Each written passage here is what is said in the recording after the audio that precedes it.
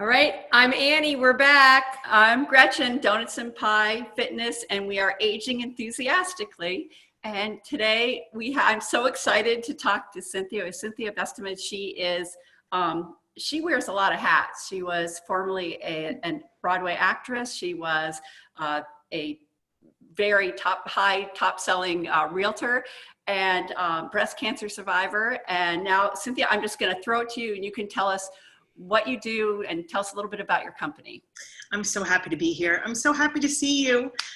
So I am the founder of Violets Are Blue Skincare. It's a organic line of really beautiful products that I designed while I was going through my own personal treatment for breast cancer. I'm convinced that my cancer was caused environmentally. I had no family history. I'd been a vegetarian for 25 years, never smoked, rarely drank, exercised. And I remember standing in my apartment going, what caused this? And I changed everything in my house, my dishes, my rugs, my sheets, all that stuff. And I didn't think about skincare until I was actually in treatment and I was picking up probably my Xanax prescription, I don't know, at the drugstore. I did not handle my diagnosis well at all. The woman in front of me was picking up a topical ointment for her infant, and the pharmacist said, oh, just rub it right on her forearm, it'll go into her bloodstream. And I was like, what am I putting on expletives on my forearm that's going into my bloodstream? So when I got home, I rounded up my products and I started Googling the ingredients, and I was stunned that, you know, what do you mean the coconut picture and the lemon that's on the front isn't actually in the back? It's a, you know, parfum, which I came to realize means many different ingredients. So after that, I Googled how to make your own organic skincare. And weirdly enough, the next night, 10 blocks from my house, a class called Bath and Body University was starting. So I signed up, and I knew that first night it was going to change my life somehow, but I didn't know how. And basically, to make a long story short, when I was done with my treatment, my oncology team asked what I've been doing because my skin stayed really healthy. And when I told them, my oncologist joked, she's like, you need to bottle it, you need to sell it, and you need to give it to us. So that started my journey. I took 2 years formulating and researching, and we launched in 2015. And we're online for sale. I have 2 lines. One's that's our beloved line, which is treatment safe for people going through treatment. It has less essential oils. And then our signature line, which you can graduate onto, or if you've never had cancer, knock on wood, you can start out with that line. And the most important component is that we donate products to women on their first day of chemotherapy at Mount Sinai in New York City. And 10% of the purchase price of either line goes to support those donations. So it's literally women helping women stay healthy, get healthy, focus on being healthy as opposed to being sick on that first day of infusion. And in this day and age, women helping women is key. It's huge. And I love your products. I especially love the carrot, and it was rose hip serum. The carrot seed serum. Yeah. And so what else do you have? Well, it's funny about that serum. A carrot seed essential oil is my favorite oil. It's a really regenerative oil, and it's a natural SPF. And I say to my husband, if I ever win the lottery, I'm just keeping a constant bathtub of carrot seed oil. You don't want a Ferrari, you want a tub of carrot seed oil. So some people would buy something different, but that's good. Yeah. So we have, it's really beautiful. It's like, what did the earth create for us that people in the 1300s used to nourish, heal, and protect? Carrot seed oil, evening primrose, rosehip, argan, jojoba, castor seed oil, which I love, jojoba.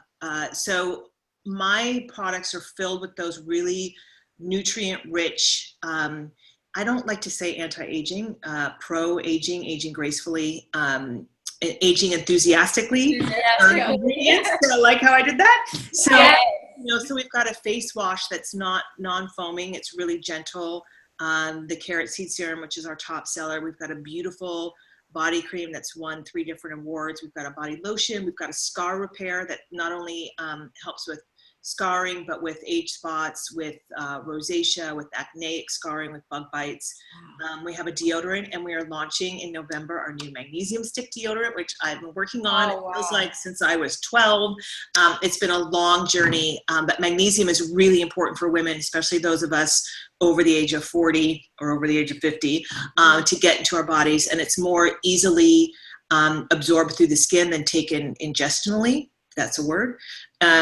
And so I'm really excited about that, and it's tested off the charts. So Oh, that's great. You know, I bought a magnesium cream from a local girl here on the Cape that's selling it for cramps. Like my husband gets Yes. Charlie cramps, and so Yeah. he puts it on the bottom of his feet at night, and it's made all the difference in the world. It was the kind of the first time I thought about magnesium being put in through the skin, and the fact that you've developed a product to, you know, for the same, for as a deodorant though. But one of the weird side effects of magnesium is it is odor reducing. So Amazing. it's sort of a twofer, where the stick you can also, if you've been playing tennis or going for a run and your legs are cramping up, you can roll it on your legs. And it's also, you say cramping, it's also good for women who are still menstruating. It's great for menstrual cramps. It's great for migraines.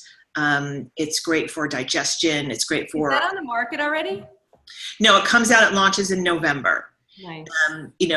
Anyone who owns a business will appreciate this. We were scheduled to launch last July, and I ran 10,000 units, and they all turned to mush. I was working with a manufacturer who didn't believe in this slow scale-up process, so that was a really fun month in my house. So Gretchen heard a lot of my sobbing on the phone going, is this worth it? So I'm with a new manufacturer who is treating this product like it is their own, and they've been amazing, and they appreciate the fact that I'm a small business and they're looking at the big picture, because it's a lot of times it's hard for those of us that are independent, small businesses to get a reputable manufacturer to run small runs. So I didn't want to run 10,000 units. I wanted to run 25, and they're doing it, and they're amazing. So we just got the schedule, and it's the test runs being done in October, and the full batch will be out in November. That is great. I know. Along the same lines, being an entrepreneur in a small business, I understand. I don't think a lot of people understand what it takes from the conception of your logo to the labeling, to the packaging, to manufacturing, to the shipping. It's huge, and you do that all by yourself. I think I must be insane. It's so funny, because those of us who start businesses, no matter what age you're at, you have a passion for a product, and you don't understand everything else that comes with it. You think, oh, I'm just gonna make these beautiful products and people are gonna flock to buy it, and all is gonna be wonderful, and I'm gonna live in a castle on an island. And I always say to my husband, if I jump out the window, just know logistics did me in. Having to ship, 2,000 deodorants from a manufacturer in New Jersey to, an Anthropologie warehouse, and like that kind of stuff, and knowing where to source from. Like constantly my sourcing is changing, and we were getting helichrysum, an essential oil from Croatia, and then you learn that that's being oversourced because you also want to be ethical. So it's that kind of stuff. And then it's the finding, do I put them in product boxes, and finding the product boxes. And then it's also about managing your social media and managing PR when you don't have a budget. Like you have to do it all. And then it's getting out. I spend at least 1 or 2 days a week in local stores, just talking about me and my products and why I started it. And because I don't have a big advertising PR budget, and it's about, contacting magazines and editors and saying, I have this great product. And it's the day-to-day, I'm really bad at I'm running low on a product and I hate spending the money. And it's like, I know I should be ordering and I can't get myself to do it because I don't want to spend the money. And it's ridiculous because I'm going to have to anyway, and I'll be in a panic doing it. So I'm working on a system where I know exactly when I have to order. And that will be the first person that when I'm able, that I will hire. But, it just never, and then things go wrong. Nobody tells you that when you have your idea. Things are going to go wrong in a big way.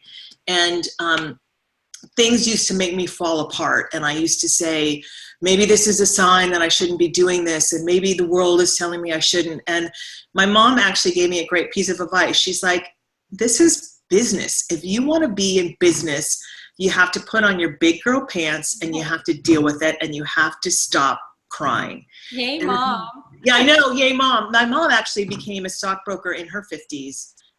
Newly divorced. Yay. So Yeah. yes, she was an amazing role model. And she just said, and if you don't want to do this, if this is too much for you, then get out. But if you're going to be a business owner, this stuff you are not immune to, and you have to choose to face it with intelligence, rationality and humor. And that was like so that's what I say to other people now when they're dealing with it, newcomers to the business. It's like, you're not immune. It's going to happen. It's how you choose to deal with those things happening. And it's not the universe telling you not to do something. It's just life.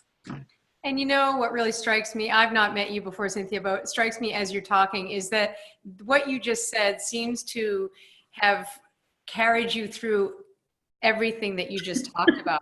Diagnosis, it's what you do with it.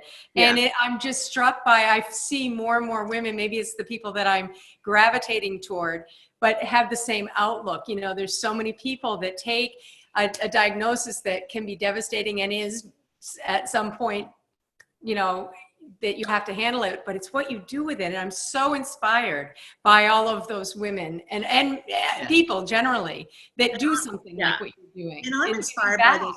I always find myself saying, because I was stage 1, so I always find myself comparing myself to others who I really felt, you know, battled.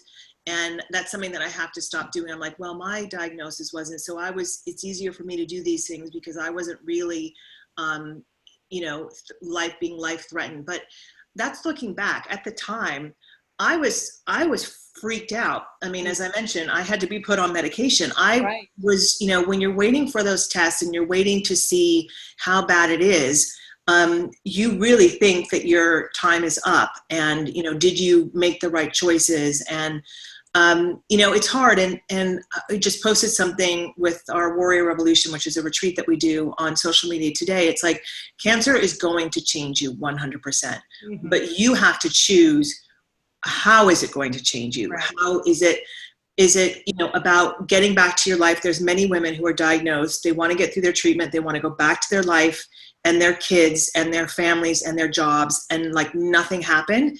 And I'm fine with that. I respect that. And then there's those of us that the category I fall into, that I felt like if I'm going to go through this, it needs to mean something.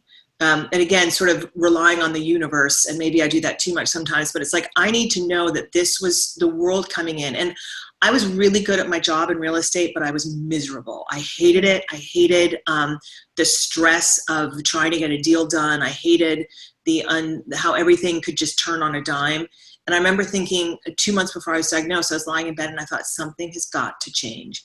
And I feel like my body did what my mind couldn't get myself to do. And so I really needed to look at, what did this mean for me?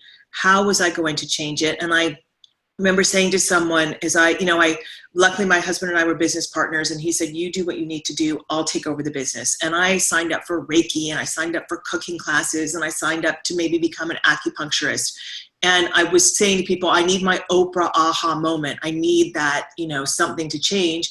And then all the while, this little thing was brewing of just making my own skincare that grew into something. So I say to people, be open. Like, don't get tunnel vision, but just be open to what the world is bringing you when you've been knocked down. Like, you know, sometimes the worst possible thing that can happen to you can shed light on something that's there. You just have to be open to it.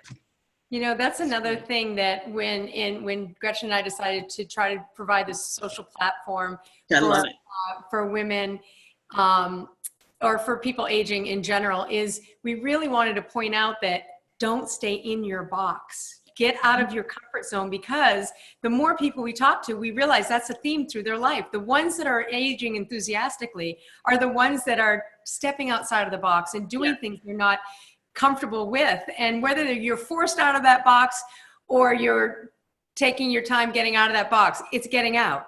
It's so funny, because I think that that's a problem that our generation has, where we grew up with parents who stayed at one job. They got hired out of college. They stayed there till they were 65. They got their watches or their car and they left, and they moved down to Florida or to Palm Desert. And that's what their trajectory was.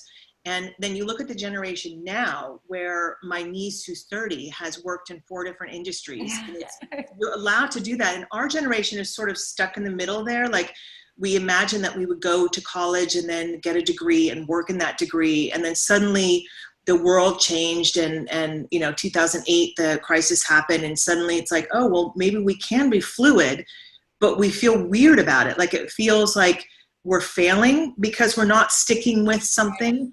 Whereas I think this new generation has it figured out, that it's about it's not about the money necessarily, but it's about the experience. And I think that that's something that those of us over 50 need to know. And I was 49 when I started my job. And sometimes even now I think, what the am I doing? Like, what made me think that I can, when you think about, okay, when I'm 65, my company will, really just be going, and it's like, but I can't, I have to stop myself. And I just think, well, I have to live longer.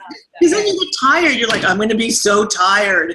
Never going to retire. Well, you have to be a rule breaker too. You have to be. And you have to, and you can't think about what am I going to be like at 65 and why do I think that I need to retire at 65? If I love what I'm doing, why can't I work till I'm 90? Right. Especially when you're providing service for people, when you're providing inspiration and really good products. Really good products. You're not going to retire. Yeah, Exactly. Oh, Cynthia, thank you so much. And we will, at the end of our video, we'll have a link to your products and more information about you. Because I love your stuff. I just think it's the greatest. I love you, and you guys. Violets and blue. That's it. Yeah. Well, I love that, and you are the epitome of how to age enthusiastically. And your travels, you alone, your story alone is like, I can't keep up with her. It's just like, where are you now? So, and I'm missing you next week. So I know, but I will. We'll connect. We'll figure it out. Yeah. All right. It's really nice to meet you so much. I can't wait to meet you in person. Thank you. I know. It'll happen. All right. I love you. Bye. Love you. Bye.